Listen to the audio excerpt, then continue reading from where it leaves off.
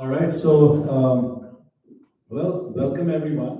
I know it's a little bit of a low attendance, but we were expecting something like that also. There are a couple of events that were happening today, and also we have quite a few festivals that we've lined up for this week.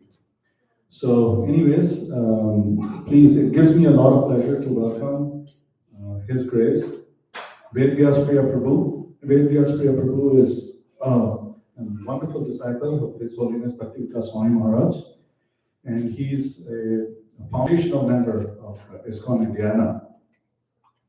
And so we are so happy to hear from him, because today will also probably be his final weekend over here in Indiana. He's moving with his family to North Carolina. I'm sorry? I'll come back. Yes, you'll be back, but we are extremely disheartened that you will not be with us for every weekend. Hillsborough? I'm sorry? Hillsborough, North Carolina? Well, are you going to Hillsborough, Durham? Where are you going? Burlington too. Okay, all right. So, let us welcome His Grace Vedvyasapriya Prabhu by chanting the Hare Krishna Mahamantra. Hare Krishna, Hare Krishna, Krishna Krishna, Hare Hare, Hare Rama, Rama, Rama.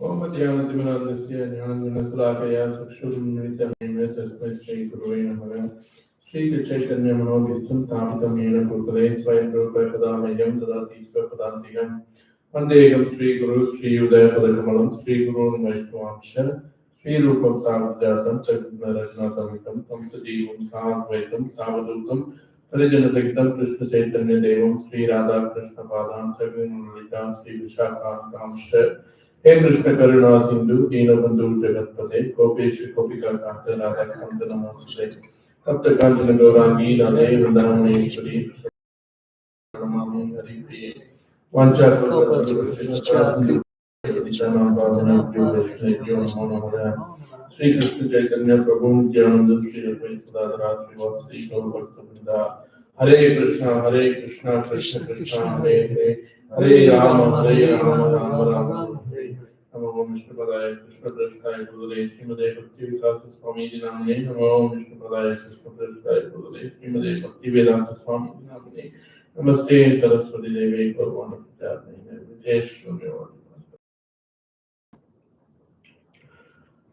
So today, Krishna always reciprocates, but you can add a lot of things here.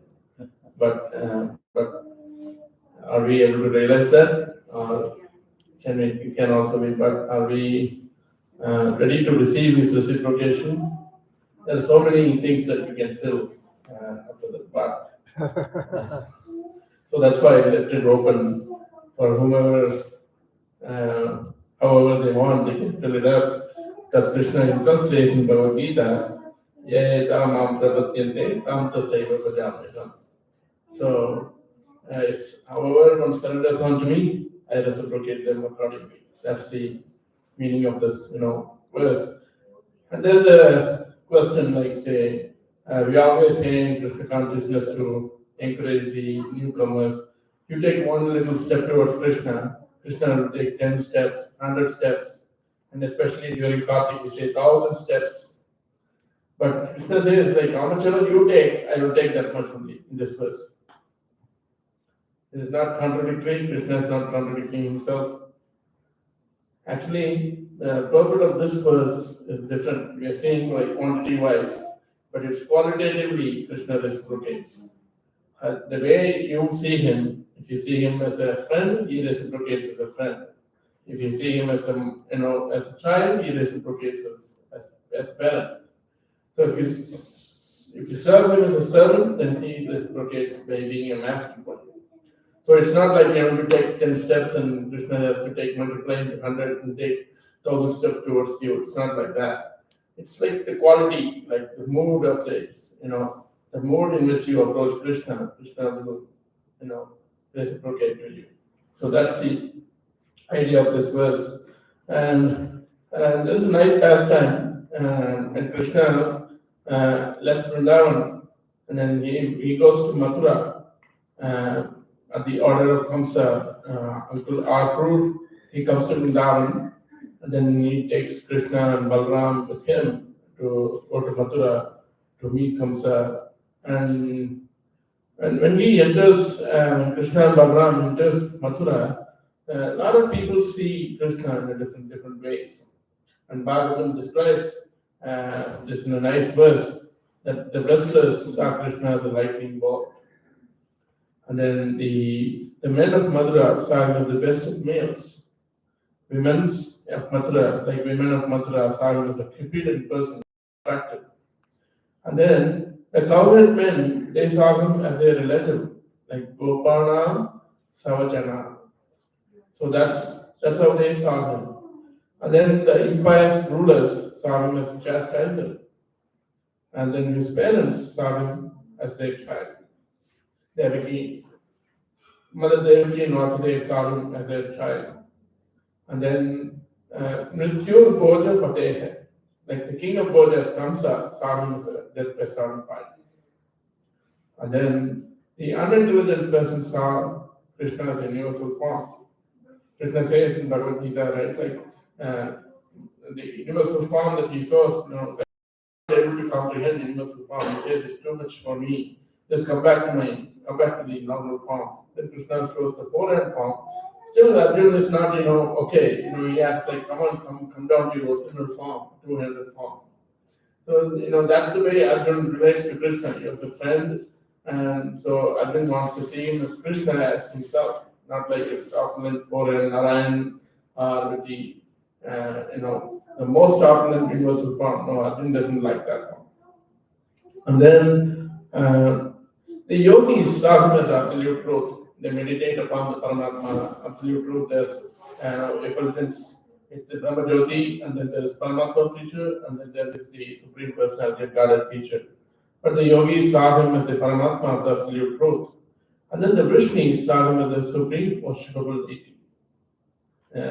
These are the 10 different ways that Krishna was seen and was approached when he enters Mathura. It's just one place where Krishna, the same Krishna is seen as different ways by different people.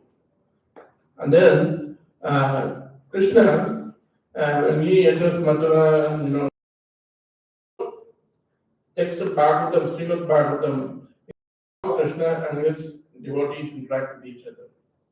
It's full of stories, but each and every story has a meaning and has a philosophy behind each and every story.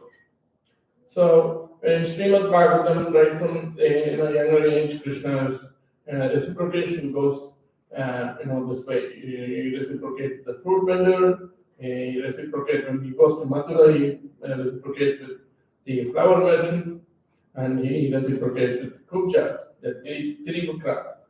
And then with Pandavas, he has like very intimate relationship with the Pandavas because they are the most exalted devotees. So the reciprocation with Pandavas is much more, intimate and much more, friendly way with Arjuna, and then Yudhishthira is more formal, but he's always for Pandavas.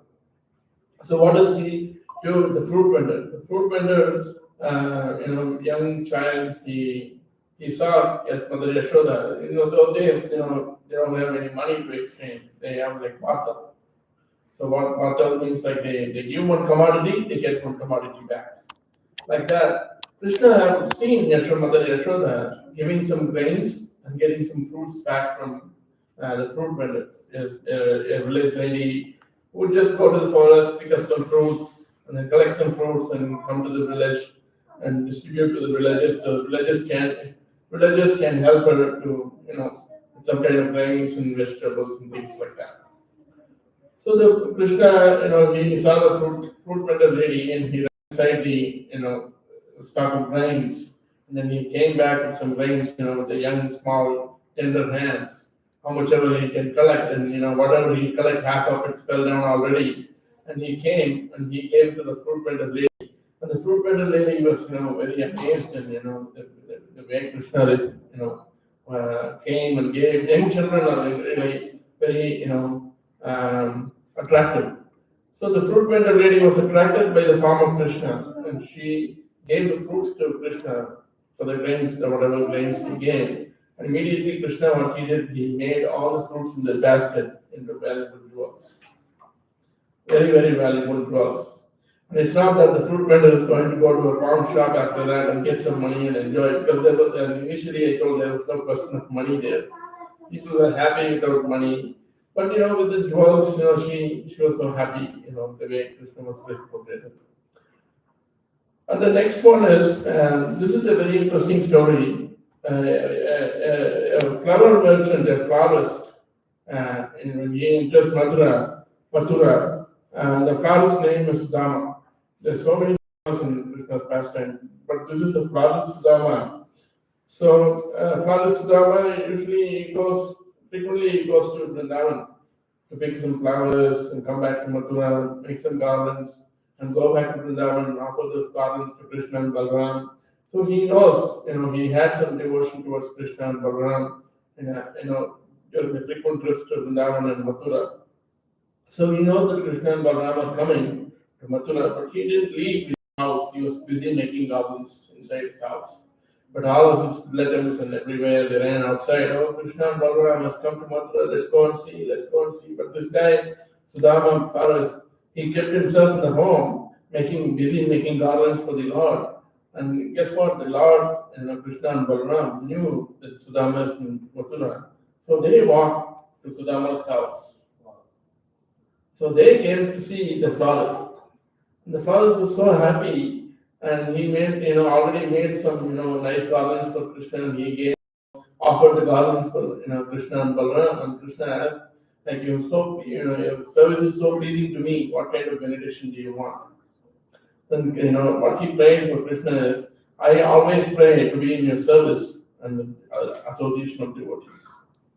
And Krishna was so pleased with the prayer too, because he didn't ask for material things like I want this, I want that. There's a nice story. I'm not sure how many of you know. Like there are only very few of us. Like in India, growing up, I have seen there's a lady who would go to the forest, cut some twigs around, and collects all the twigs, tie it up, and put it on her head, and she would come like firewood, say, people were using firewood stoves those times. Like my grandma used firewood stoves, so she would buy those firewood from the lady who carries the firewood on top of the head.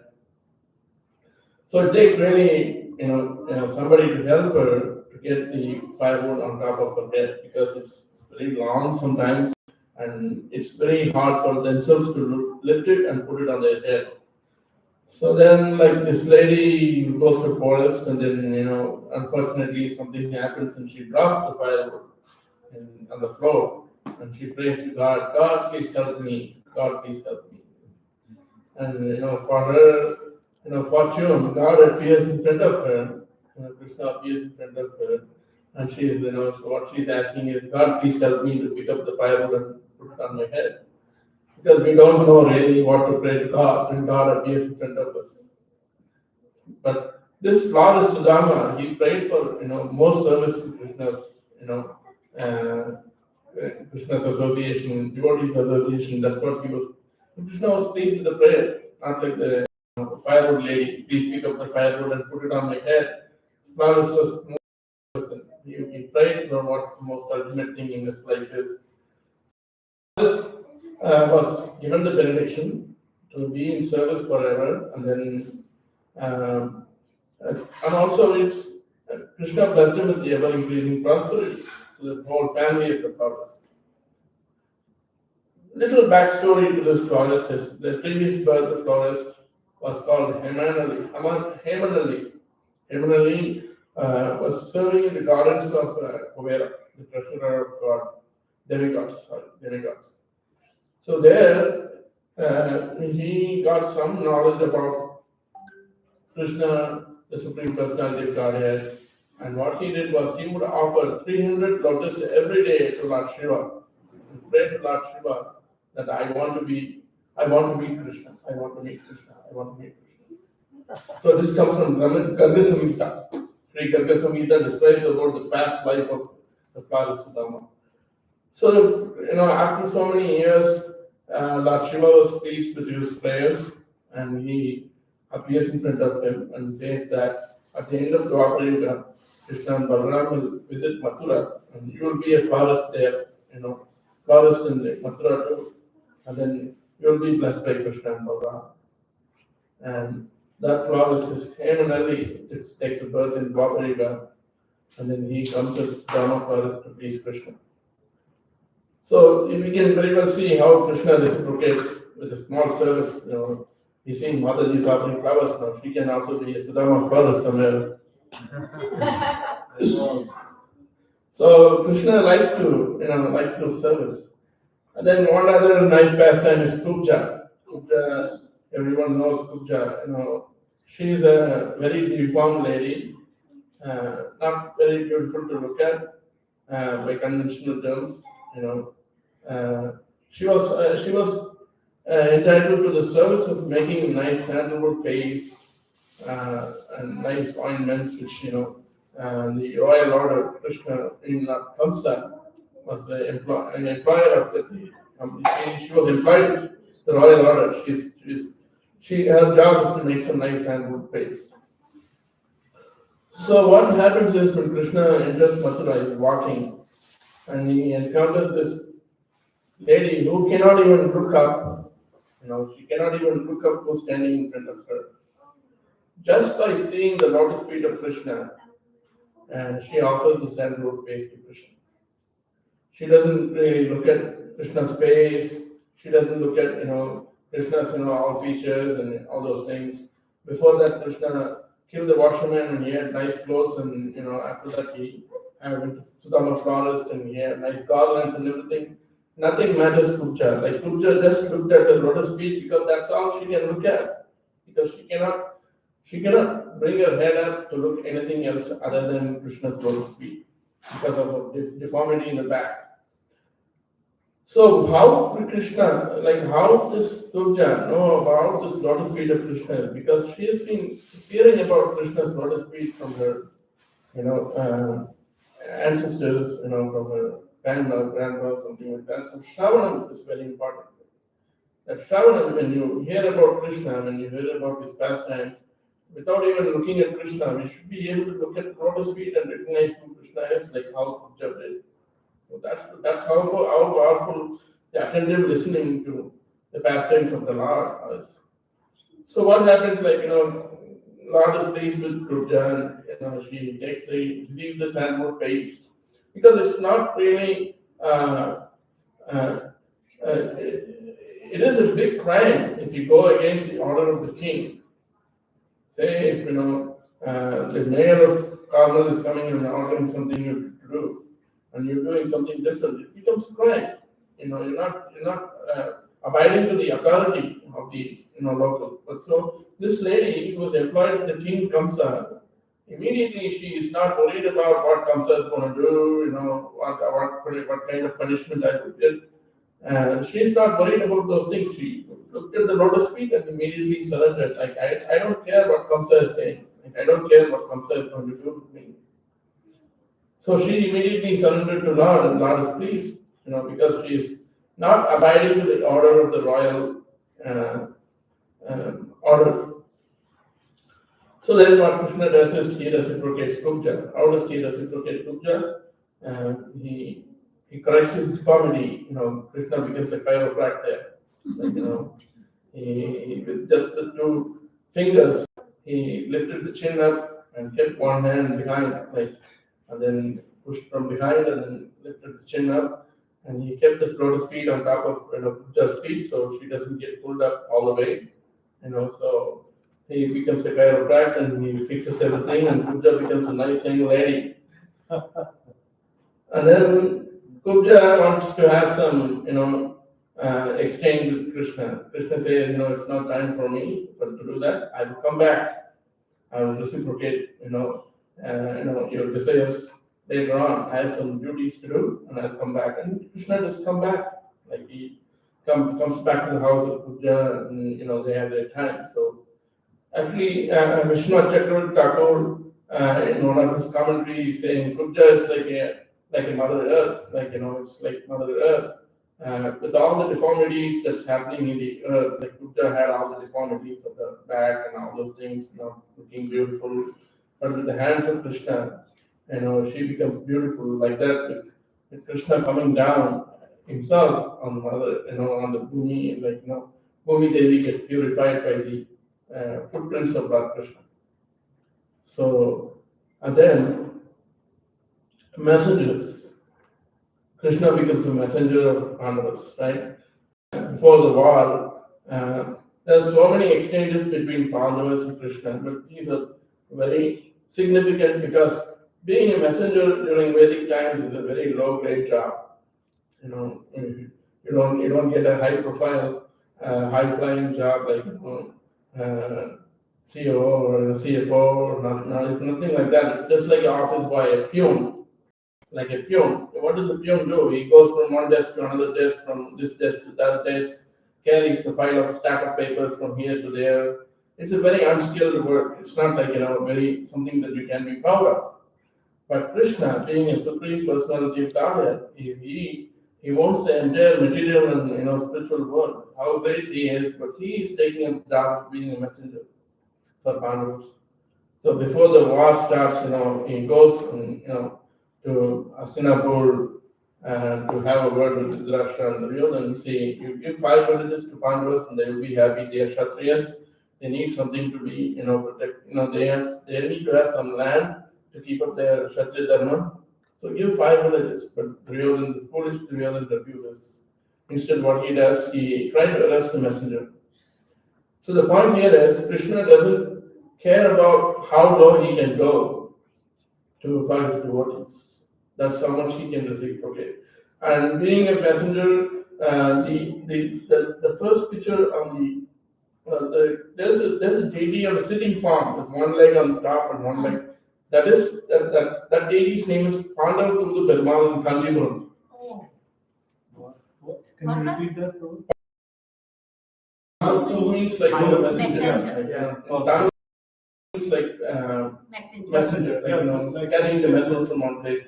What was the last thing you said? Pandavathulu Perumal. Perumal is name. Yeah, Perumal is the name of the god here. In Tamil, if you all the Narayan temples, if you go like Paksar Perumal, in Venugopala Perumal, like that, they will have the Perumal name. Perumal means like a Vishnu like very opulent person. So that is Pandavathulu Perumal. In Kanchipuram, there's a very nice temple. I didn't have the fortune to go there, but I have heard of this temple. It's one of the only Vedvyasapriya in Sri Vaishnava Sampradaya. Very nice temple. I have heard from people who visited there. So, I'm praying Krishna to give me a chance to visit that temple next time. Where is it, Prabhuji? Kanchipuram. It's not the main Varadaraja temple. Varadaraja. No, it's not that one. Inside Kanchipuram, there are a lot of Divyadesams. One of those Divyadesams is this Pandavathulu Perumal temple. So then, and the last one we all know, Krishna has been a charioteer, Arjuna during the war of Kurukshetra. And he is called Parthasarathi. And Parthasarathi is like charioteer. And during the time of Gautama, during the time of Krishna, being a driver, even now sometimes, driver, that kind of, is there, stigma is there. I don't know, we have drivers, home who are employed by my parents, but they're not allowed to come inside the house. They are not really, on par with us. Like they are a little bit down because they have to go to separate route and so many things. Driver means they put down. Even Karna, he was called Sutaputra, right? Sutaputra. Sutaputra means you are not allowed to exhibit your Kshatriya skills, even though he was born between 20. But he was not recognized in the society as Kshatriya because his parents, the so-called parents of Karna, were charioteers. The societal status for any driver is very, very low during the time. And even now, driver means like, they have to sit separately and eat, and, there's so many things, even now you can see in parts of India, if you go, and there is some kind of societal separation. Some people may not like it, but that's how people have lived so far. But here, Krishna takes the job of being a Parthasarathi. Krishna made a promise. Krishna gave two choices. I will be in the war with no weapons in my hand. I will be in the Bani, and then I will give the entire army of Narayan Sena to the other party. Whichever you want, you choose. And like Arjun is known to be a best devotee of Krishna, best friend of Krishna. He chose Madhava, like, you be with me. I don't want your army. And Krishna is trying to prove something here, because you have Bhishmadev, you have great warriors like Karna and Dronacharya, who is the one guru of Arjun, and they have 13 Ashoknis. Like, Pandavas were only 6 or 7, I think, like somewhere, very less than Kauravas. But what they had was Krishna with them. What they had was Krishna with them. Even without anybody, they would have won the war because Krishna was with them. So this Parthasarathi, what he does, how he reciprocates is like during the wartime, it's so loud, it will be like a very loud place and a lot of weapons here and there and horses and elephants. So many things will be going on. It's like, you can't even imagine how the warfield is. It's not like modern warfare, like, they go hit some missiles during nighttime. No, this is our cowardice warfare, like what's happening now around the world. When people are sleeping, they are attacking. It's not war. It's like some kind of cowardly act. So during the wartime, there will be so much noise, and even if I speak to Shamsundar Prabhu or Pandit Prabhu, they won't be able to hear. It's so noisy, and they won't be able to hear. So how would Arjuna tell Krishna to turn right, turn left, go straight? Arjuna would kick Krishna in his feet. Arjuna should kick to the right, Krishna will turn to the right, chariot to the right. If Arjuna kicks Krishna on the left, Krishna will turn the chariot to the left. So that's why the charioteers are, not on par. They are like low on the societal grade. But Krishna, for Arjuna, he took the job of being a charioteer. How low he can go for a devotee, he himself, and what he does during the war, for Arjuna, he breaks the promise. He made a promise. He breaks the promise to keep up the promise of his devotee. Who's the devotee there whose promise has to be kept? Bhishmadev. Bhishmadev's promise. What promise did he make the previous day? Either I will kill all 5 Pandavas, or else I will make Krishna break his promise. I will make Krishna take the weapon. So Bhishmadev next day, he very fearful, very fearsome warfare, and so many things were going on. Non-stop attack. Bhishmadev, he fought with Parshuram, who is the incarnation of God, right? There was no result for the war between Bhishmadev and Parshuram. They were equal. They were fought for so many days, so many months, but nobody could win each other. So he's so powerful guy. Krishna didn't care.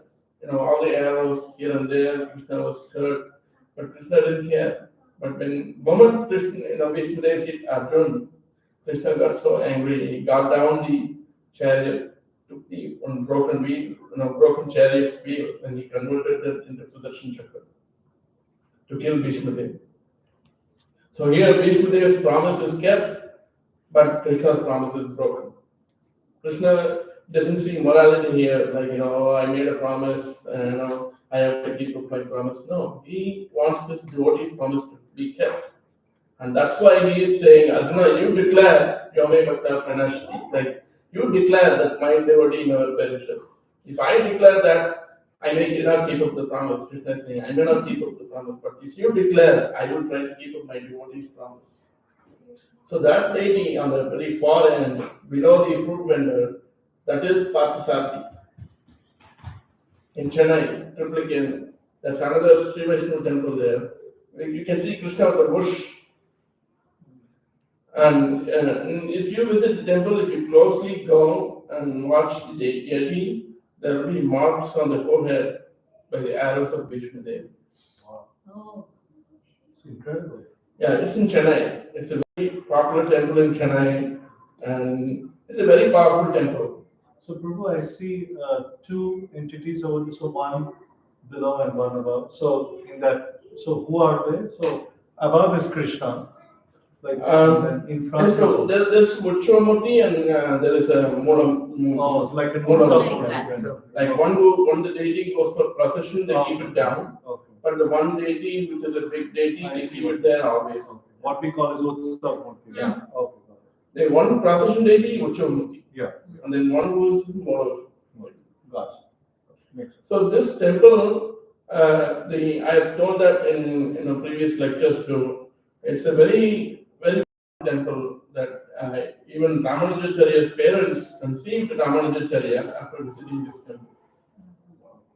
They offered prayers there, and then Ramanujacharya's mother conceived in the womb. And Ramanujacharya was baby. After going and offering, they didn't have child for a long time.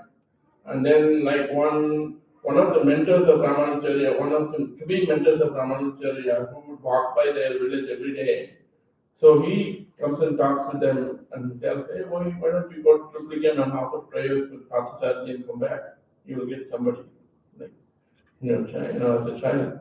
And guess what? Krishna blessed them with Ramanujacharya after offering prayers with them.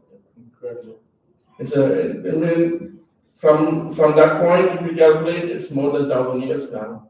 But that temple has been in existence before 1,000 years too.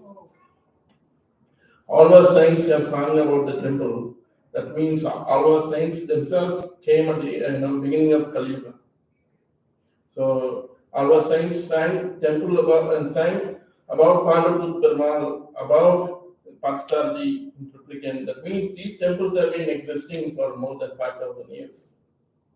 And revered and worshipped, and even today, there is a lot of culture, and it's very nice to be in those temples sometimes. Please, if you get a chance, visit them and see the reciprocation of Krishna in those places. Coming back to our very favorite pastime of this month, Krishna's pastimes with Mother Yashoda. Krishna reciprocates albeit with test and trials, right? He doesn't allow Mother Yashoda just tie him just in a flick of a second. How long did it take to tie Krishna? Any guess? When did the pastime start and when did Mother Yashoda was able to tie Krishna? Whole day. Took almost a day. Oh. Because from the time Krishna woke up, Right. pastime started, and almost at dusk, Mother Yashoda was able to accomplish that. So meantime, Krishna forgot he was hungry and all those. They was going back and forth. There was a lot of reciprocation between Mother Yashoda, because Mother Yashoda would tie and then add ropes and what's going on? His 2 fingers short again. And she would pick up Krishna and put her in the lap and see size Krishna, how big he is. And then put him back in the wooden model and then tie him again, but it wouldn't happen. This going back and forth was happening for almost a day, and for a pure devotee like Mother Yashoda, Krishna is testing so much. What to speak of us? Who are we? Mother Yashoda is not an ordinary person. She was the eternal mother for Krishna. She's not like, there are some references in Shastra that they are like Drona and like in the previous birth they did some austerities, and Acharyas are commenting, no, these austerities can give you some kind of association with the Lord, not an association with Mother Yashoda had with Krishna. It's not austerity that's going to make somebody Mother Yashoda. She is eternal mother. She was always there for Krishna as a mother. So eternal pastimes. Some acharyas are commenting on that. Shivaram Swami writes about that in Damodar Janani. So Mother Yashoda, it's not because she's eternal mother for Krishna. mean, Krishna is unborn, Ajar, and all those things are there. But these pastimes are ever, always going on. Mother Yashoda was always Krishna's mother or Damodar. So there will be tests and trials. And devotional service, Prabhupada refers to as razor edge. Many places, I think in a couple of places, Prabhupada refers to devotional service as razor edge. Those tests and trials is to make us purified. I was reading something that was written by Gauranga Darshan Das, Gauranga Prabhu, not Gauranga Darshan Prabhu, Gauranga Prabhu. So the mountains, they experience a lot of rain and storm, thunderbolts, this and that. The mountains never shake. They don't. They are very tolerant and unshakable. And what happens in spite of all those disturbances that's caused by the rain, storm, thunder, and all those things, the mountain's tolerance, the result is all the rain washes away all the dirt from the mountain. So Gauranga Prabhu is saying that you have to be tolerant like mountain and all these adversities that are happening in your life. So end result is you get washed away by all the adversities, all the anarthas get washed away. So it's not that Yashodama had some anarthas, so Krishna is trying to wash, but it's a transcendental exchange between Krishna and Mother Yashoda. But for us, we should be very tolerant in devotional service. Like Nectar of Instruction instructs us, like second and third verse, gives patience, determination, enthusiasm. It's not going to be easy. Devotional services has its own challenges. Like we are ready to take challenges in life, in material life. We are ready to take challenges in our material life. Means like we are able to come to America, applying all visa, passport, this and that. And I-140 green card. Oh my gosh! It takes years and years for you to become somebody in America, right? So when you're able to take those challenges in your as material life, why not take some challenges in spiritual life? Like Pandit Prabhu is taking challenge every day. Like the other day, I called him probably. I'm driving, probably I'm going to Dayton, Ohio, and then from there he goes somewhere, and then from there he goes to his home at midnight at 12 o'clock. The next day is here in Indianapolis, he went to Bloomington, and here to Carmel. Now he's going back to Vegasville, and then from there he's driving to Cincinnati. It's challenging. He likes to do it. That's how devotional services has to be. But if we take devotional service easy, it's not going to help us.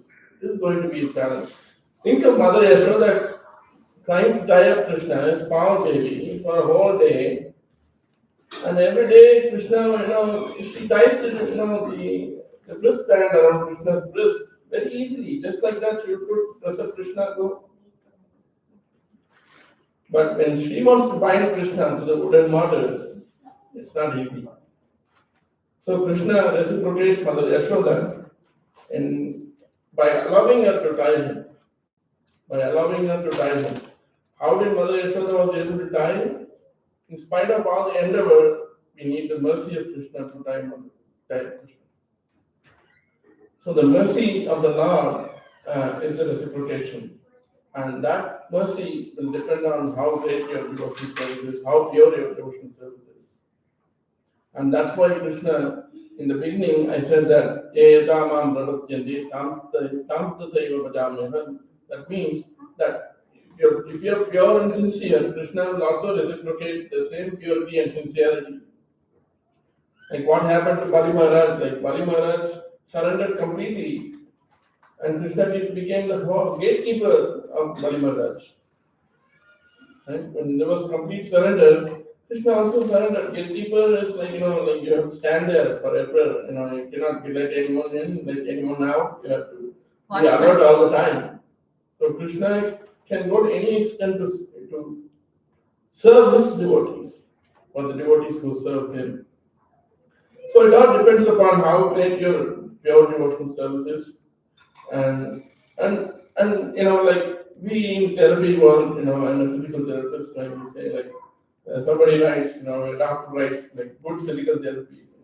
Sometimes get angry, like What is good physical therapy? Physical therapy itself is good. Why is somebody writing good physical therapy? There's nothing like bad physical therapy.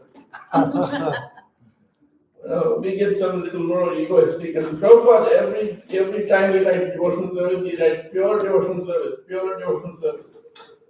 And every time he is referring to spiritual master, he is referring to bona fide spiritual master, bona fide spiritual master. How can a spiritual master become unbona fide? Because there is a chance. That's why Prabhupada is referring to that pure devotional service, bona fide devotional service, bona fide spiritual master. Like that. Depend the purity, reciprocation, or directly proportional. And then the mercy of the Lord, by the mercy of the Lord, Krishna gets tied up. And there's some commentaries Acharyas are writing how great Mother Yashoda is, how great the mother of Damodar is. So they compare to the greatest personalities of the universe. They compare Mother Yashoda to the greatest personality of the universe. Who are the greatest personality of the universe? Name a few people, not Donald Trump, and not Joe Biden either. So, greatest personality of the universe is Lord Brahma. Right? Who can be more intelligent than Brahma in the universe? Lord Brahma, Lord Shiva, Goddess Lakshmi. So these are the great personalities the entire universe. And Acharyas are commenting in such a way on seeing Krishna tied up with wood and mortar. There are few birds in the Mother Yashoda's courtyard are talking with each other. The birds are saying like, "Oh, Mother Yashoda, she's great, and do you know how great she is? She's great than Lord Brahma." What? Another bird is asking, "What? Greater than Lord Brahma? This village lady? This ordinary gopi? Is she greater than Lord Brahma? Lord Brahma created the entire universe. And you're talking about this simple village lady who just tied this small child and you think she's greater than Lord Brahma?" The other bird is saying, "Yeah, Lord Brahma made a big mistake. He was about to make a big mistake, If they know, so Lord Brahma was not able to tie Krishna up like this. The Supreme Personality of Godhead. And Lord Shiva is the greatest devotee, right? He is the greatest devotee, but he was not able to chase Krishna and catch him up. But Mother Yashoda did it. But coming to Goddess Lakshmi, she resides in the chest of Krishna. She's Srivasa, she's there on the, her abode is the lotus chest of Krishna. But she herself is not greater than Mother Yashoda. How? Because Lakshmi always thinks that she belongs to Krishna. Whereas Mother Yashoda thinks that Krishna belongs to her. Wow. That's right. So there's a difference, right? Like, see, when Lakshmi thinks I belongs to Krishna, of course she's surrendering herself. She's serving 24 hours Krishna, like what Krishna will do and all those things. But her mentality, her consciousness is Lakshmi thinks that I belong to Krishna, but Mother Yashoda thinks Krishna belongs to me. So that's how Mother Yashoda is greater than Lord Brahma, greater than Shiva, greater than even Goddess Lakshmi. I'm not going to go into the gopis and things like that. I'm just going to restrict my talk with Mother Yashoda because I feel unqualified to talk about gopis and all those things. Yeah. So this is how Mother Yashoda is great. And Mother Yashoda, when she's so great, Krishna has no choice. Krishna has to surrender himself to pure devotee. And what does Krishna say in Bhagavatam 11th canto? Uddhava, my dear Uddhava, the unalloyed devotional service rendered to me by my devotees brings me under their control. That's exactly what happened here. Like Krishna gave up, and finally Mother Yashoda won the game by tying up Krishna to the golden mortar. So you have the unalloyed devotional service. Unalloyed devotional service to me by my devotee brings me under their control. I cannot thus be controlled by those engaged in mystic yoga, Sankhya philosophy, pious work, Vedic study, austerity, or renunciation. it's very correlates with whatever Krishna says in Bhagavad Gita, bhakti amam avijanati. Like there's nothing greater than bhakti. There's nothing greater than devotional service. And how can we do this devotional service, analytical service? Like, what can we do? Like, how can we do this? Like, how can I be one among the pure devotee with whom Krishna reciprocates? Of course, he is reciprocating even now. He has provided us oxygen to breathe. Otherwise, where can we live? Like, do we pay a bill to oxygen every day, like every month? Any utilities? Of course, when you get old, when your lungs are worn out, and you have to pay for oxygen, that's a different story. People every day, they will keep a tube in the nose, and then they will carry an oxygen tank, and then they have to pay for that. And guess what? They're so foolish, they don't even realize that they have oxygen. They go for a smoke inhaler and their face burned out. They would light a cigarette with the oxygen, so much intoxicated for cigarette, the oxygen burns their own face. So that's how,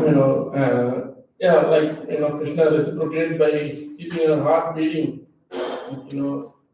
Who beats the heart? Like, who's the soul? How the soul and body maintain together? It's Krishna's, power. Krishna's, energy that keeps everything going in the middle. Like, can somebody imagine how come all the planets are circulating, whatever the modern science calls it, like solar system, sun is in the middle, and all these planets are revolving around the sun. Even if we agree with that, how come they are colliding, going around without colliding with each other? It cannot happen by chance. There's superior arrangement. Krishna has arranged everything nicely. So all these things does not happen. So we're not paying anything for that. We're not paying anything for the gravity that gravitational force is always there. So Krishna is reciprocating, but we have to have intimate relationship with Krishna. We have to have intimate reciprocation like Mother Yashoda, the Gopas. Imagine the Gopas, after the end of the day, when they go back to their home, the Gopa friends of Krishna, the cowherd boy friends of Krishna, after they go back to their home, they will not eat. They will not, they will be thinking of Krishna all the time. Krishna is not here, he went to his home, how can I, I'm not able to play Krishna. They won't eat. So the parents, what they will do is let me put something for Krishna, Krishna will come and eat. So you please sit beside him and eat. And guess what? Those Gopa friends would see Krishna sitting beside him and eating, and they will eat. But that Krishna sitting beside them will not be visible to anyone other than the Gopa friends. See how nicely Krishna reciprocates? But there is a very nice secret. Actually, nobody talks about that secret. Anyone in Vrindavan, even the husband and wife, they don't talk about that. The secret, you know what the secret is? In Vrindavan, like the husband would know.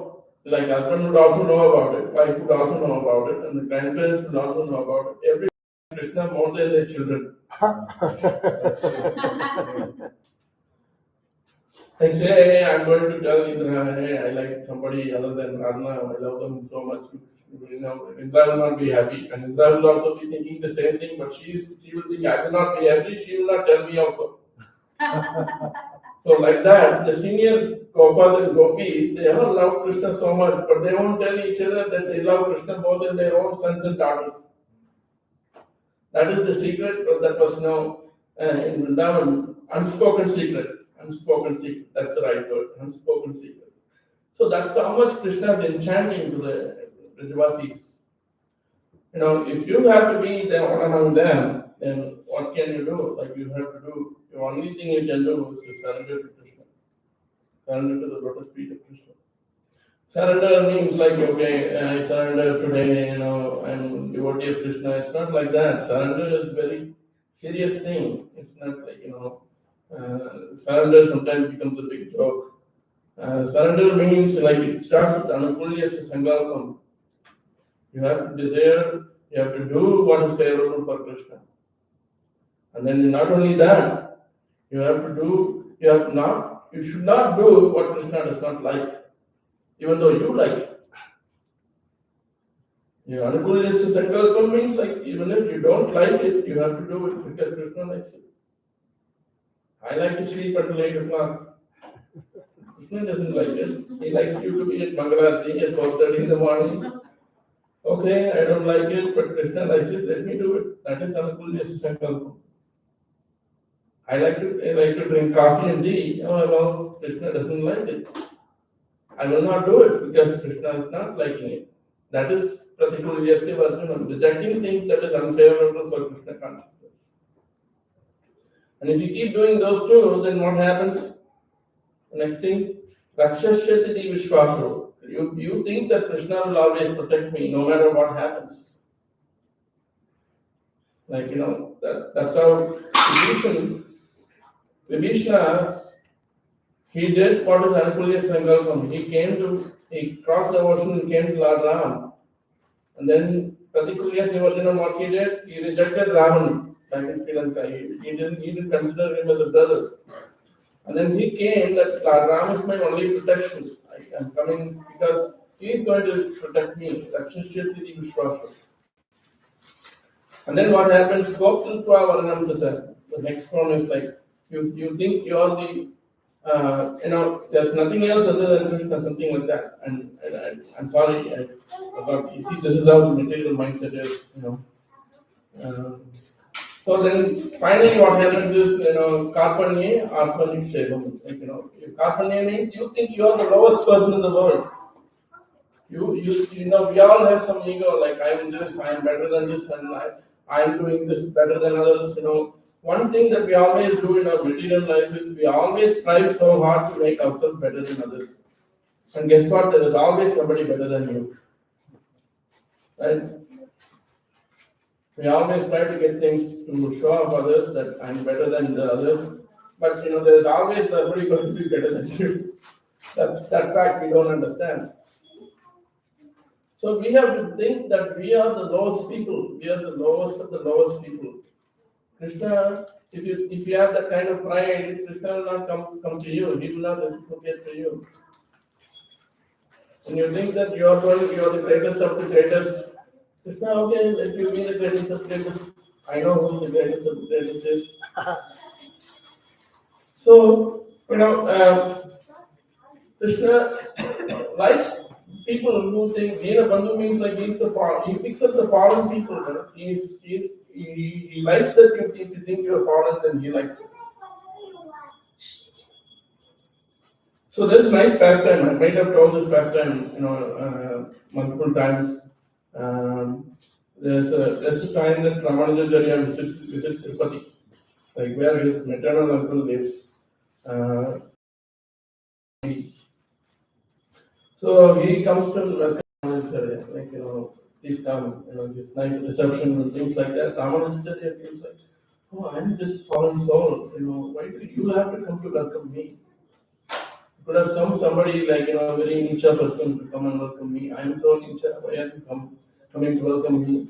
Guess what his uncle is saying? I went around the town to look for that niche person and I couldn't find anyone. I am the only niche person here, so I came to welcome you.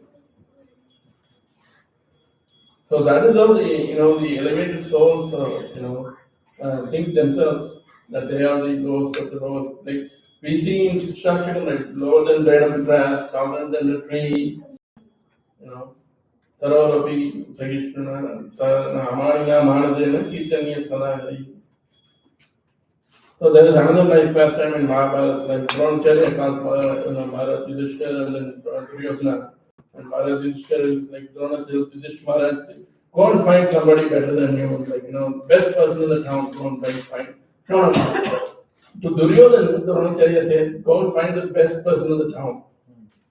And then for Maharaj Yudhishthira, he says, go and find the worst person in the town. And then at the end of the day, they both come back to Dronacharya and Duryodhana says, I went all over the town, each and nook and corner of the town. No one is better than me, I am the best person in the town. And guess what? Maharaj Yudhishthira comes back and says, I went everywhere, but no, I can't find no one, worse than me. I am the worst person in the town. That's why Krishna likes Pandavas so much. And that's how Krishna is not like Duryodhana. It's not like, that's not like, but Krishna is equal to all, but he's too partial to devotees. Just like a mother, he will distribute sweets to everyone in the street, playing together, but she would have kept something for his own children in the kitchen. Save something special for it. So like that, Krishna is equal to everyone, but there is some partiality for the surrendered souls. Surrender means like you will have some tests and trials. Like I said, Mother Yashoda had tests and trials. Guess what? Prabhupada. I think many of us are reading Srila Prabhupada Leela at one point of time. There's so many tests and trials in Prabhupada's life. It does not come just like that and created international Krishna consciousness and sat in an opulent quarters, something like that. No, it doesn't happen like that. How many times he tried? League of Nations in Jhansi in 1950s. One lady, she came and forcefully vacated Prabhupada out of the campus. He had big plans. But the same lady, one time, after some time, when Prabhupada came to the West and established ISKCON and everything went back, she came and asked Prabhupada something that she wants to sell. Prabhupada, will you buy that from me? Prabhupada became a big person. This happened in Bombay, actually. Prabhupada returned back in Mumbai. The same lady, some governor's wife or something. So in 1950, when Prabhupada had big plans to establish the League of Devotees and things like that, he had a big failure. Like every time he tries to do something, his family is not cooperating, his sons are not cooperating.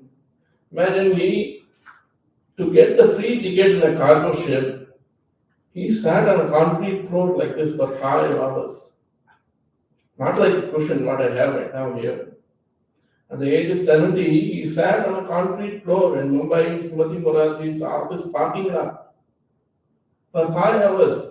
At 1 o'clock, he asked permission to see her, and then they rejected Prabhupada's request, and they sent him back, you're not going to get a free ticket, you're not going to go to America.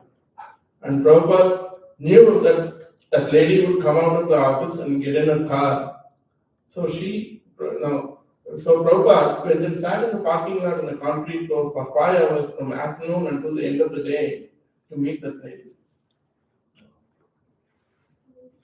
And coming to America, so many tests and trials, Devotional service is not easy. That's why, even when we cook prasadam and all those things, if you're taking easy route, say, I'm not, saying saying if you buy a cut vegetable, you cut from the store. Actually, we have to grow vegetables and bring it to Krishna and offer to Krishna. Of course, many of us are not in such kind of situation. So we buy some nice organic vegetables, wash it nicely, cut by yourself. But some people take easy route. That's not going to help devotional service. That food that's prepared in easy, convenient way do not have any spiritual help. Inconvenient foods, convenient foods are very less in spiritual help because you're not spending your time there. You're not doing any prayatana there. Say you can just buy, say for example, I'm saying all the mothers or even the fathers sometimes, if you're going to buy a pack of candy bar, not candy bar, say a pack of laddus from Patel Brothers and give it to your sons and he happily eats that. Imagine you yourself go to grocery store, buy the best of the things available in the grocery store, come back home, prepare it nicely, take time to make those laddus and offer to the children and happily they eat. You can feel the difference between these two, right?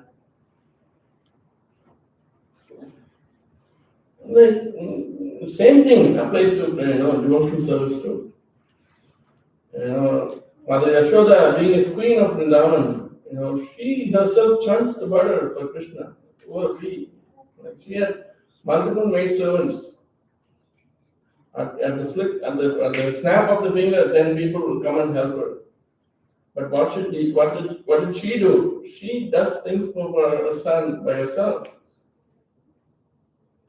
So that's how we have to develop the consciousness, to please Krishna. Like, we have multiple things in our disposal to make things happen. But if we spend some time and put our energy, put our effort, and then you do something, then Krishna will be pleased. Of course, Krishna will also be pleased if you put a pack of ready-made food.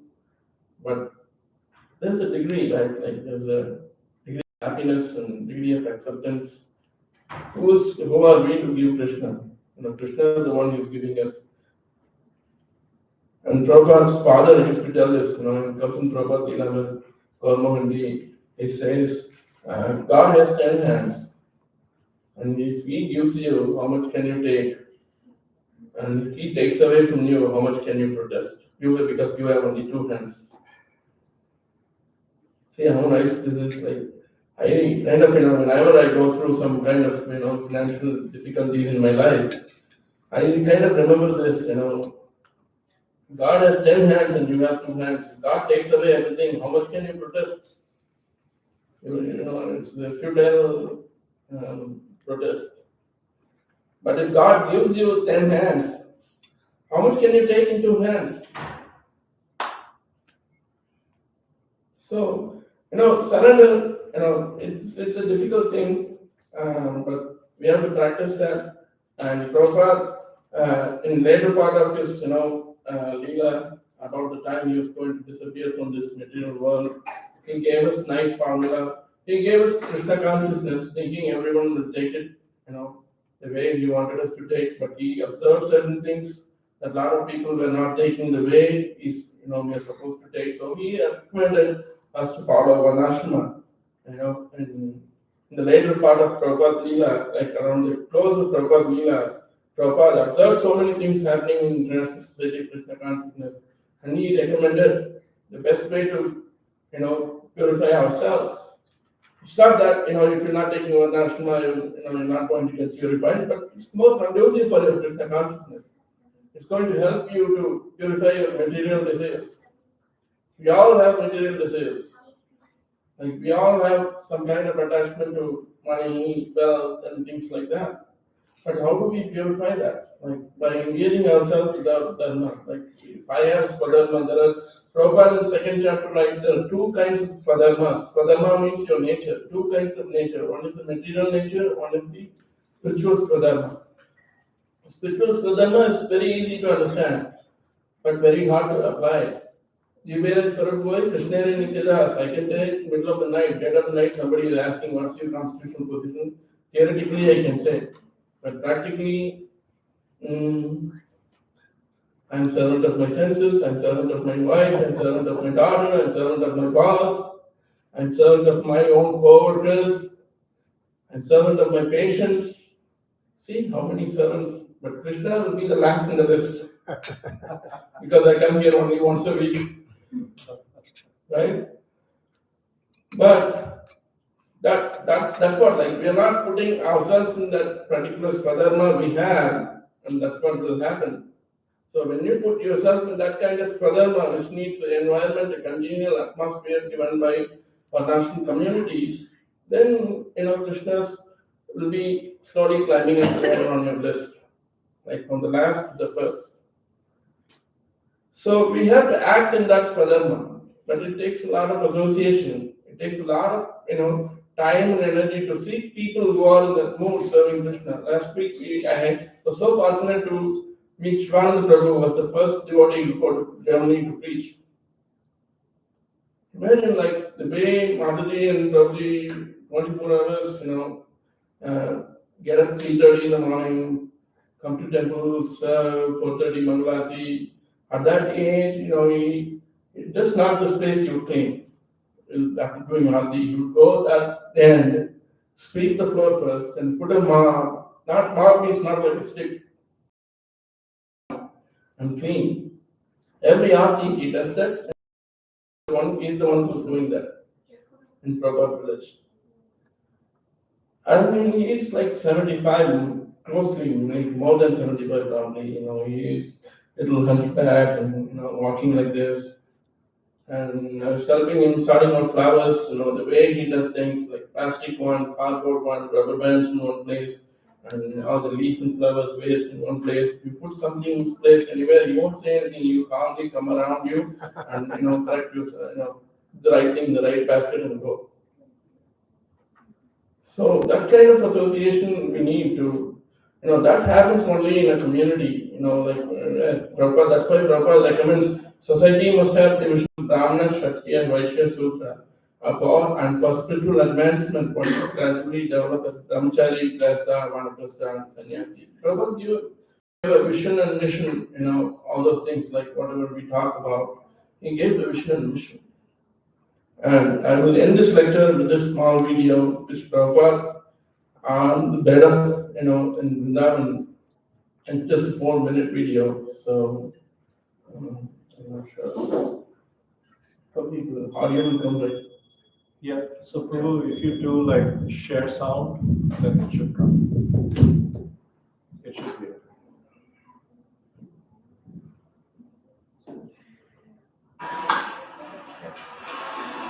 And this is karma, karma, karma.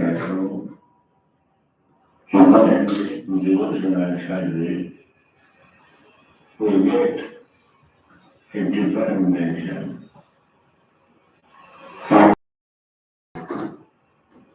from this of saturated relationship.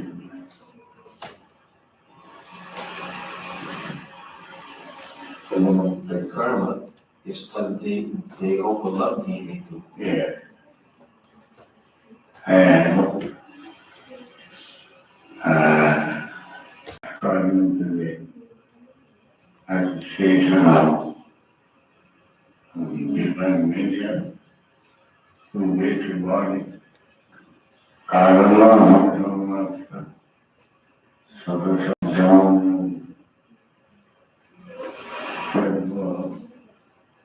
we should always seek good association, devotee in our life.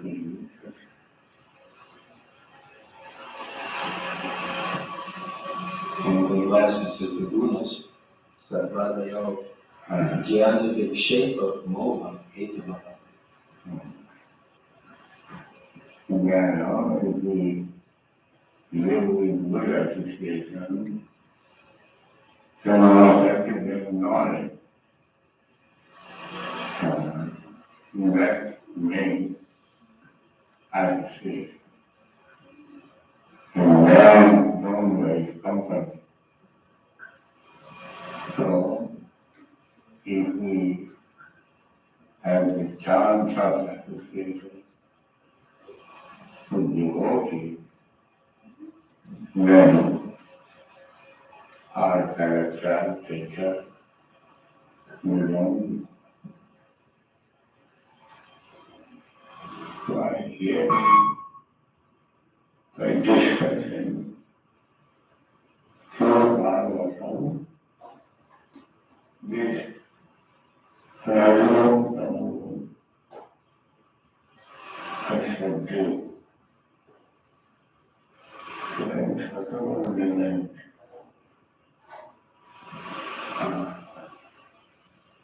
Not surprised on what we not surprised.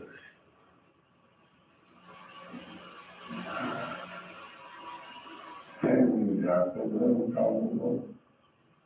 So, do that on. Therefore, one last and one more is so essential that we learn in circle.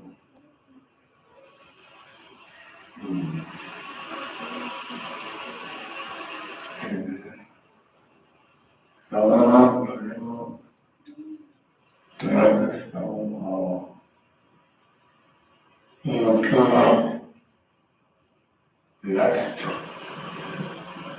and greed and that power the entity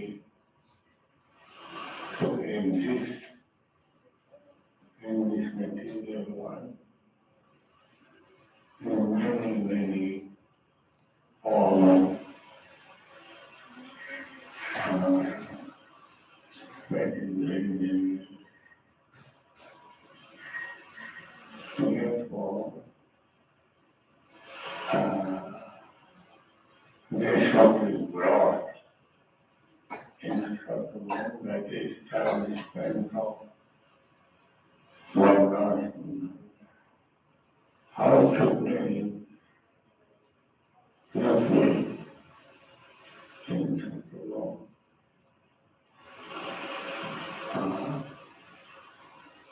From drowning that is quite easy.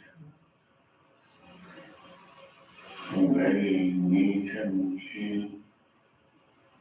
Dry out in the morning.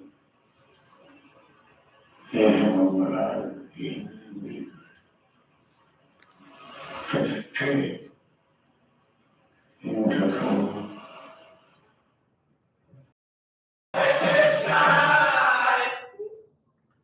Yeah, so we see how Prabhupada emphasizes the sattva gun. So to develop the sattva gun, it's easy to develop sattva gun in kind of a Varnashram community. So that's why Prabhupada is saying, we have to stay in the kind of association. Say, if you have opportunity to attend Mangalarti every day and chant Hare Krishna, have Kirtan thrice a day, like morning one program, afternoon one program, evening one program. Life is, successful. Otherwise, what we do now, what our life is like, do something in the morning, and then go to office, full of Rajo and Tamo, and then come back and run the switch on again. I mean, I'm not asking you to change that overnight, but start thinking about it. Do not, reject what Prabhupada wanted us to do.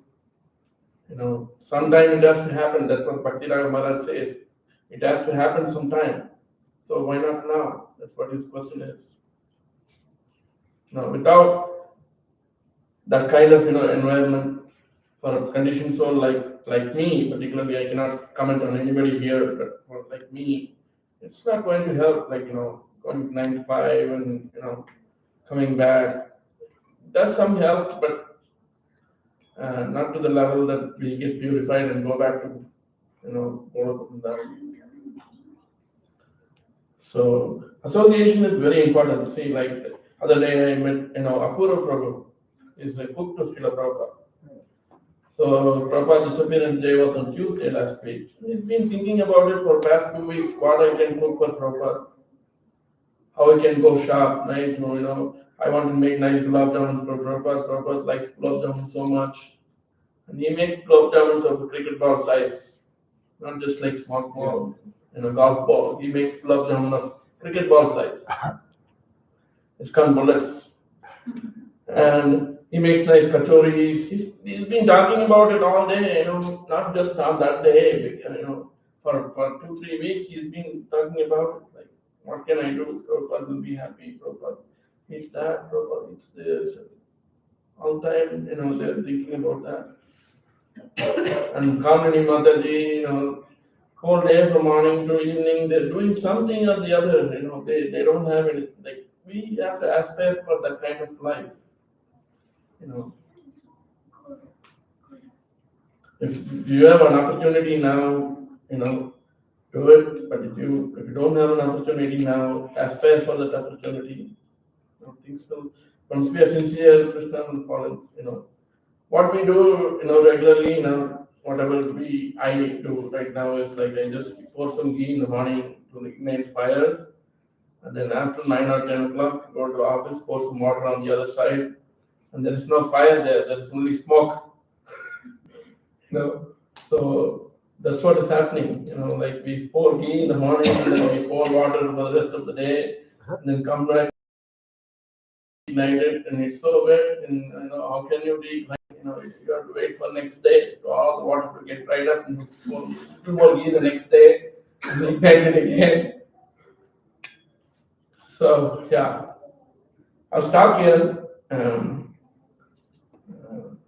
And thank you for giving me opportunity, and thank you, for everyone in ISKCON Indianapolis Please pray for me and my family to be in Krishna's service all the time.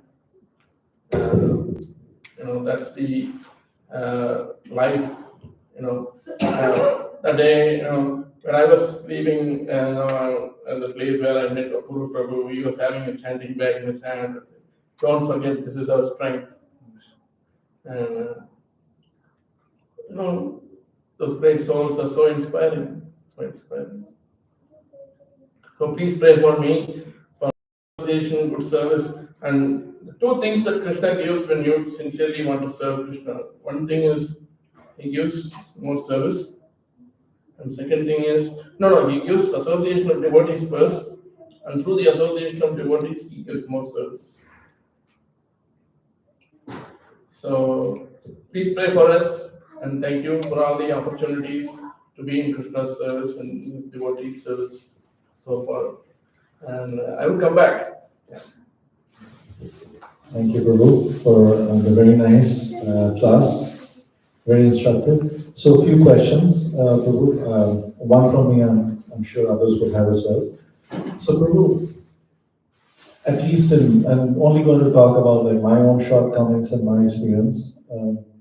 Sometimes I get disheartened in my service, like trying, but things are like quote unquote not going my way, that kind of a thing. And how should I maintain that? What can I do to maintain the enthusiasm? If things are not really going your way after days, years, months, years of effort, and so on and so forth. What can you do? Prabhu, you know the answer, but you're asking me to let everyone know. What happens is when we do service, sometimes we expect some results. So, for example, this happened to me. I take myself as an example for this. I go to Patel Brothers to distribute books, and then I stand for so many hours, like say from morning 11, as soon as the store opens, and then until 7 or 7:30 at night, like we stay that long, like say 6-7 hours. Sometimes we don't even sit down because there's no place to sit down there. So what we think is like, okay, I stood for so many hours. How many books did I distribute? Because I want to come and report it to you. Probably I did so many books. I did so many, Bhagavatams and Bhagavad Gitas and things like that. Because what you will think is this guy goes every week to Patel Brothers doing nothing, coming there, saying that no books were distributed. So I put myself there in front, what will Prabhu do? But they say, like if I'm saying that probably I went to Patel Brothers, distributed 100 books, then what will happen is then same thing, like you hold the mic. Vedvyasapriya Prabhu distributed so many books today. Chant Hare Krishna, Krishna Krishna, Hare Ram, Hare Ram. I kind of get some, josh. I kind of get some happiness, recognition. So if I'm keeping that recognition, sometimes although I'm doing some service to Krishna, although I'm serving the devotee, what will happen is when we expect something and if that expectations are not met, then we just sometimes get frustrated. So at the same time, sometimes if you think that let me do whatever I'm supposed to do and whatever Krishna is giving me, let me take it that way. We are not in that mindset, like we are not grown up that way. Like right from childhood, we you have to get good grades, you have to study hard, you have to get pass out of high school. Once you get a good grades, you get a nice school like university to join, like IIT or IIM, and once you graduate there, then you keep setting goals one after another. Nice job, nice wife, nice home, and then once you get some nice home, then you go for rental property investments, this and that, never ending. It goes on and on and on. We keep resetting the targets every now and then. So if we start, setting those targets, and we start just, thinking that let me do whatever I can, and then let Krishna whatever he gives, whatever he gives, I take it. That way, we don't get frustrated, we don't get disheartened, and we will continue our service. But we should see some results too. Like I remember nice pastime, like there's a nice anecdote, like Tamal Krishna Prasad Maharaj, he was not happy serving Prabhupada in India. Right? Probably knows he's laughing. So he protested, and he's the only person in Prabhupada, if Prabhupada gives a challenge, he goes beyond the challenge to prove that he is Tamal Krishna Prasad Maharaj. And nobody can challenge Prabhupada like that, how challenges Prabhupada. So what happens is, he comes back here and starts preaching the West, Radha Damodar bus party and this and that. And Prabhupada comes after the one tour, come back to America. He exactly knows what Prabhupada expects. And before even Prabhupada could ask him, hey, you came to America leaving me behind in India, what did you do? Even before Prabhupada asked that question, he paraded all the devotees with shaven hairs, shikha, dhoti, kurta. Prabhupada, this is the person, we picked him up there, we picked him up here. So there was an entire parade happened in Prabhupada's quarters. Prabhupada was so happy, so pleased. Of course, we have some kind of expectations like that too. But it can happen, it cannot happen. We see in our own Srila Prabhupada's life, 3 times he has tried Bhagavad Gita. First time he wrote, it went, and second time it became discussed for tea. And then the third time, something like that happened, right? Like, so three times, he has tried Bhagavad Gita. But he wasn't disheartened. Of course, Prabhupada also, sometimes he would go to the India shipping company, ask when is the next ship coming. And those people would tell him that, Swamiji, you come here every time, but you're not going back to India. So, like that, we will have some ups and downs, but, that's part of devotional service too. But we have to maintain our enthusiasm, thinking that Krishna knows that I'm doing the service, and there's nobody else other than me and my Guru to know that I'm doing the service. And of course, like one time, let me tell this personal experience. Like, I was very confused, and the beginning of this, Bhakti Viksha and all, like a lot of people would ask me, like, can I bring this, can I bring that to eat, and all those things. Mataji, if you're cooking meat, or if you're using almond garlic, please don't do that, because we have some devotees who are trying to follow certain things. We at least want you guys to chant and all those things. And then, like, one day, like, a lot of people become sometimes upset, and I called my brother, who ran a small congregation in our hometown. So I asked him, like, some ideas about how to communicate, and my brother said, like, if you have a sincere desire, this is how Krishna will be pleased with the prasadam offering. You have a Paramatma inside. So if your sincerity is known to that Paramatma, and if you're talking to a person with the same sincerity, there is Paramatma in that person also. So the Paramatma inside you will communicate to the Paramatma, to that person. With that idea behind your mind, with that kind of sincerity, if you're talking, either slowly they will gradually change, if they are lucky enough, if they have some sukriti.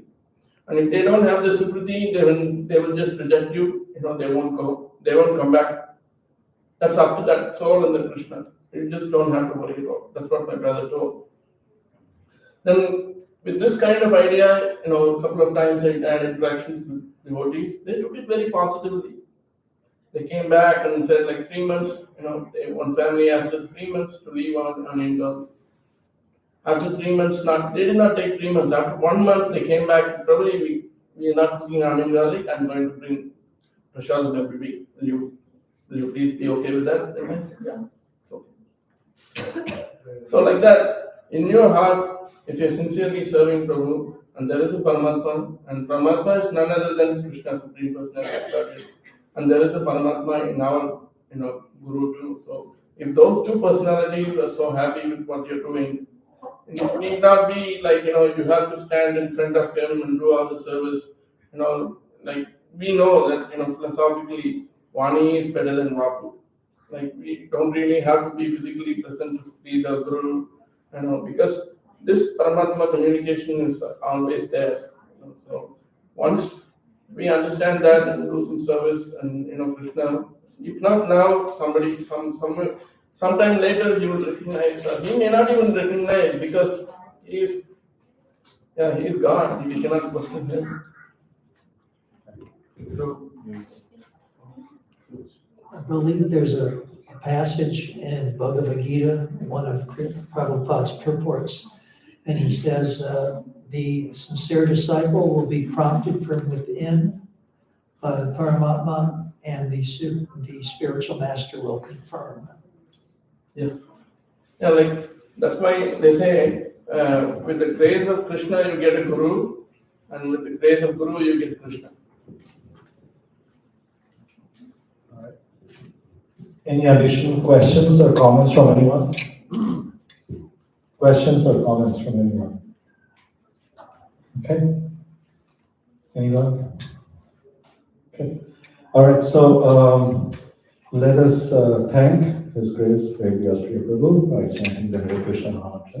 Hare Krishna, Hare Krishna, Krishna Krishna, Hare Hare, Hare Rama, Rama Rama, Hare Hare.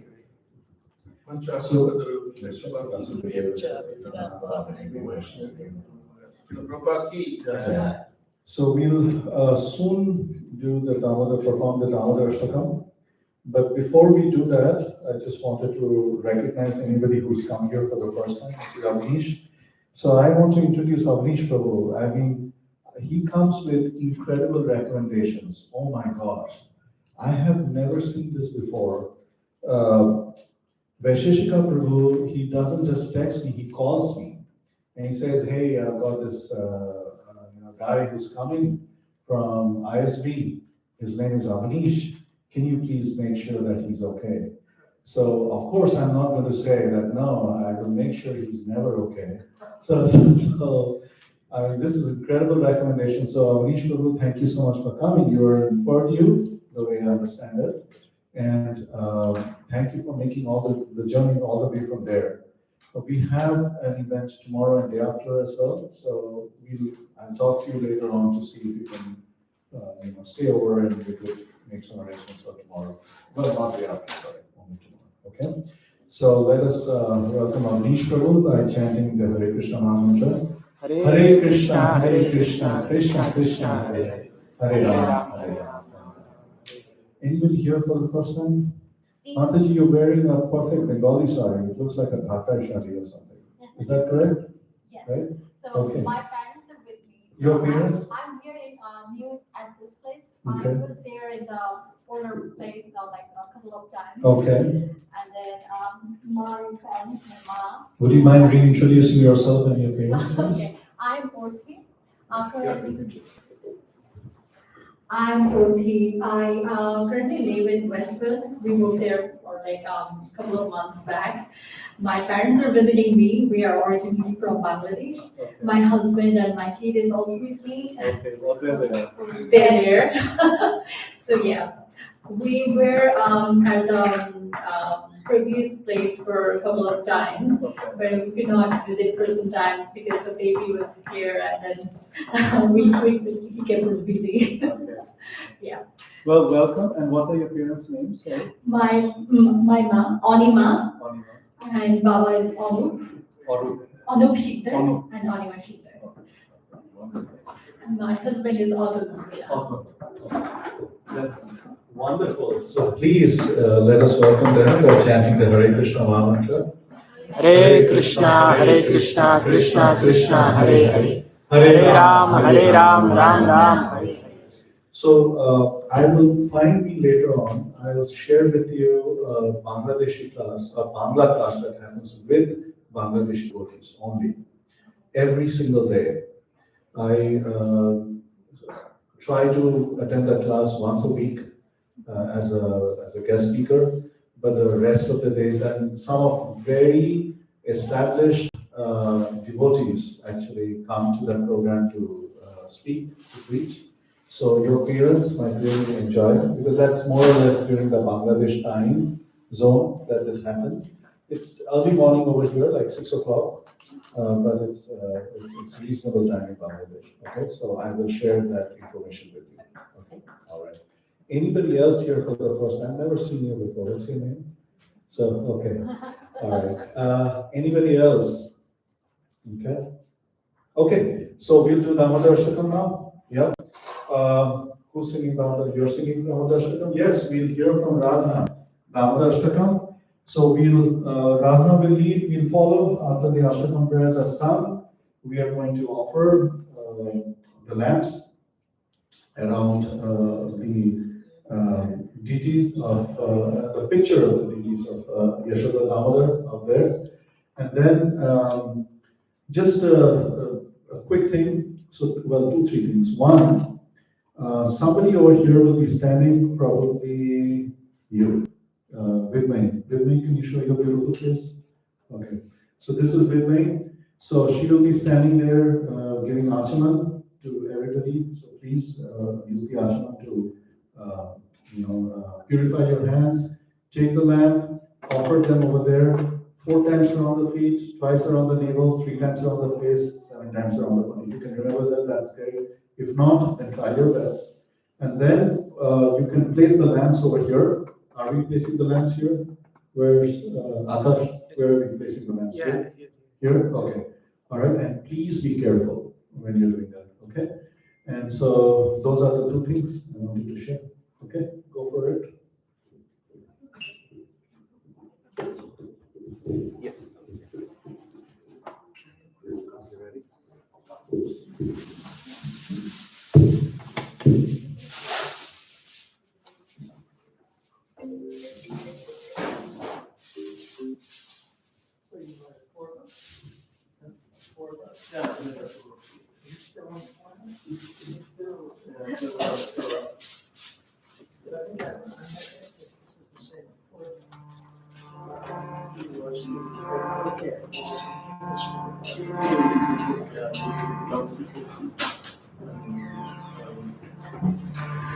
Nowadays,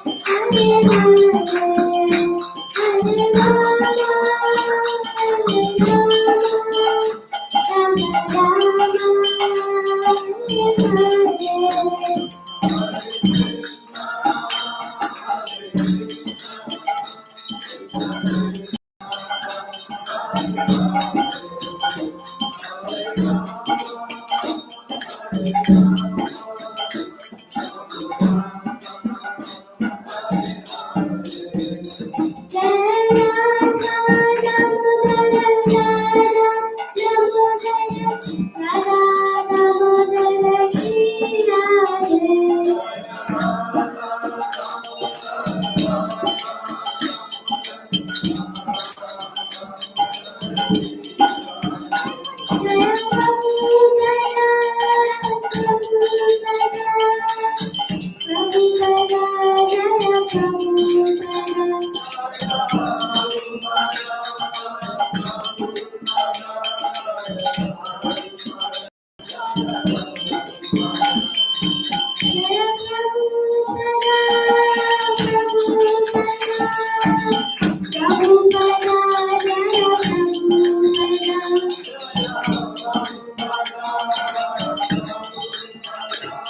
So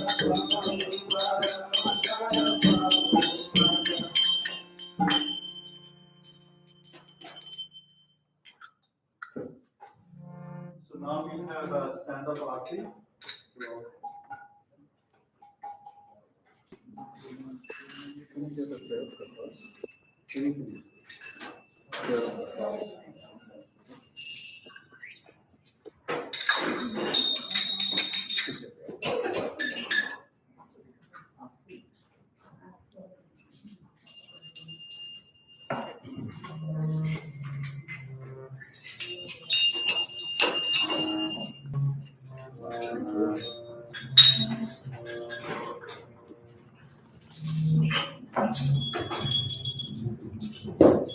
Prabhupada, Prabhupada, Prabhupada, Jai Jai Prabhupada, Jai Jai Prabhupada, Prabhupada.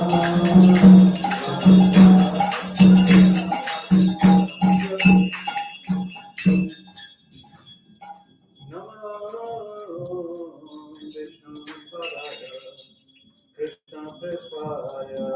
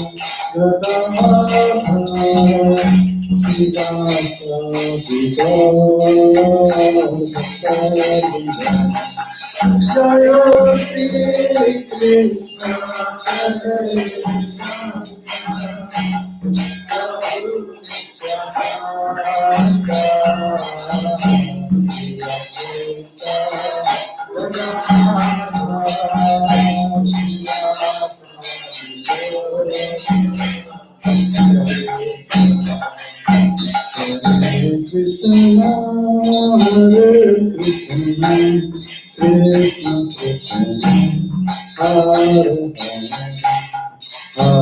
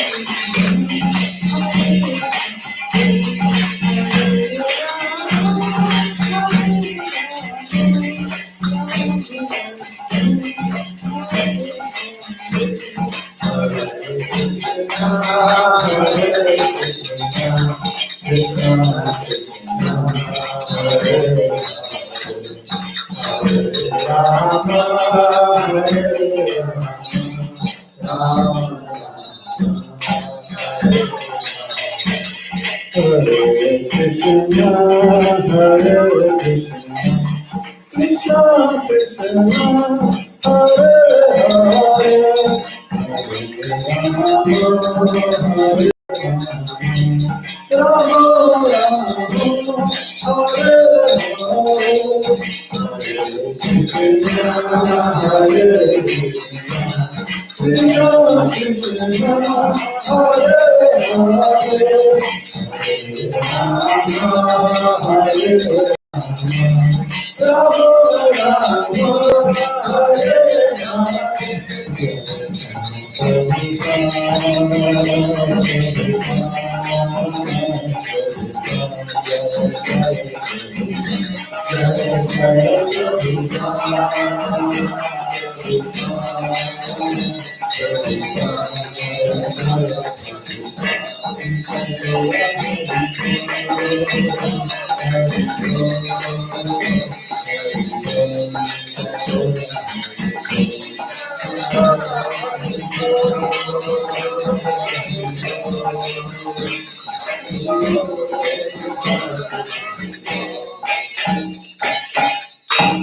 Jai Om Vishnupada Paramahamsa, Vedvyasapriya, Ashwatthana Saraswati with Divine Grace, Sri Bhaktivedanta Swami Prabhupada ki. Jai Om Vishnupada Paramahamsa, Vedvyasapriya, Ashwatthana Saraswati with Divine Grace, Bhakti Siddhanta Saraswati Thakur Goswami Maharaj Prabhupada ki. Ananta Kodi Vaishnavrinda ki, Namacharya Das Thakur ki. Prem se kaho Sri Krishna Chaitanya, Prabhu Nityananda Sri Advaita Gadadhara Srivasti Gaur Bhaktivinoda ki. Sri Sri Radha Krishna Gopal Gopinath Ram Kund Radha Kund Giri Govardhan ki, Vrindavan Dham ki, Navdeep Dham ki, Mathura Dham ki, Dwarka Dham ki, Jagannath Puri Dham ki, Ganga Mai ki, Yamuna Mai ki, Bhakti Devi ki, Tulasi Devi ki, Samaveda Bhakta Vrinda ki, Gaur Premanande, all glories to all assembled devotees, all glories to all assembled devotees, all glories to all assembled devotees. All glories to Sri Guru, Sri Gauranga. All glories to Sri Prabhupada. Missionary prayers? How about Kian? Would you like to do missionary prayers? Okay. I'll set you up. Would you like to accompany me? So he can lead and we can follow.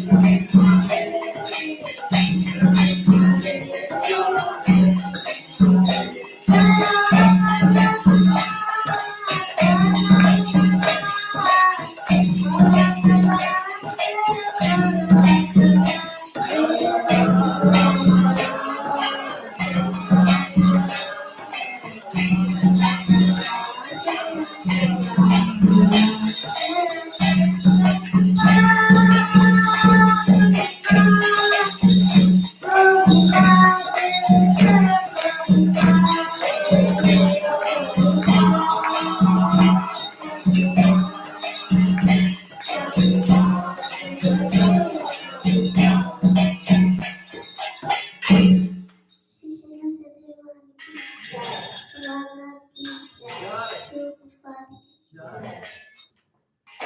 so a couple of very quick announcements and then we'll do prasadam prayers.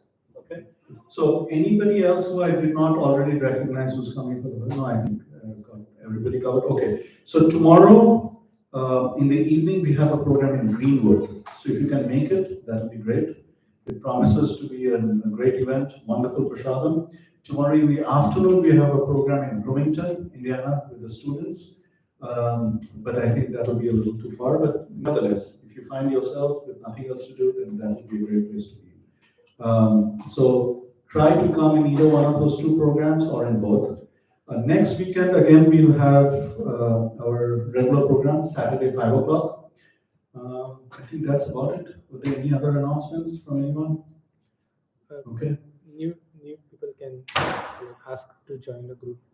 Oh yeah, so if you're new and you want to be a part of our groups, of course, as you saw very recently, we had a ton of spammers and scammers in our WhatsApp group. I removed pretty much everybody I possibly could identify were spammers. I think we are rid of most of them, maybe a few, 2 or 3 would remain. But anyhow, what we had to do is remove our WhatsApp links as well. That's how they started joining us. And so if you want to be added to our group, talk to either Akash over here, myself, anybody that you see, Shyamasundar Prabhu, we all have admin privileges. Shyamasundar will soon have admin privileges in the next 7 minutes. And so we can add you directly. So that way, no spammers, no scammers, okay? Anything else from anyone? Okay, any other announcements from anybody? Okay, good. So, prasadam prayers. Mahaprasade Govinde. Nama Brahmani Vaishnave. Shalpapunna Vatam Rajan. Vishwashanai Vajayate. Sharira Vitaja. Jodendriya Tahika. Jive Kale Vishaya Shabare. Taramante Jivayati. Lavamaya Shudamati. Take Cheta Kothina Samsare. Krishna Varadayamaya. Kori Bari Jivajaya. Shah Prasadana Dilo Bhai. Shayana Mritapal. Radha Krishna Gunaka. Premeda Koshi Chaitanya Nitai. Jani Mai Jani Tai. Jai Shri Krishna Chaitanya. Prabhu Nityananda. Shri Advaita Radha. Shivas Adi Gaura Bhakta Vrinda. Hare Krishna Hare Krishna. Krishna Krishna Hare Hare. Hare Rama Hare Rama. Rama Rama Hare Hare. Mahaprasadam ki jai. Big thank you to all the devotees who have volunteered to give prasadam and to our incredibly wonderful coordinator, Her Grace, Sri Vidya Mataji. So big Haribol to Sri Vidya Mataji and the prasadam. Haribol! Haribol! All right, let's begin. Okay, come, line up and then we start prasadam.